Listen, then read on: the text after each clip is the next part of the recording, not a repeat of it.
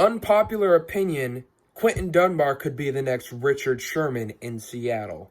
Let's think about it like this. He used to play wide receiver in Washington and through college and high school, but then they used him on special teams trying to help him make the roster. He jams the gunner so well, they're like, okay, let's try him at corner.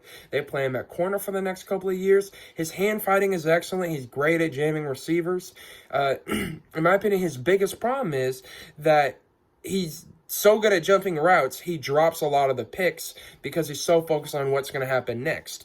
Last year, he did have his best season in the NFL with 4 interceptions. That's more than Shaquille Griffin and Trey Flowers combined. We traded for him for a 5th-round pick. That's the same round that we drafted Richard Sherman, former wide receiver, very intelligent, plays physical, lengthy, 6'2".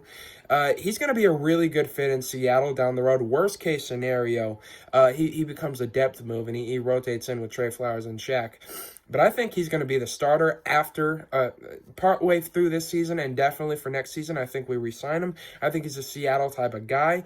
His connections, his ties with Washington were with the previous regime. Now he had no connection. He wanted out of there. Seattle's a great fit. We used a good trade to get him, bring him in. Pro Football Focus had him ranked as the 2nd best corner in the NFL last year and the most improved and most surprising corner in the NFL. I definitely agree with those rankings. Quinton Dunbar in Seattle could potentially be the next Richard Sherman.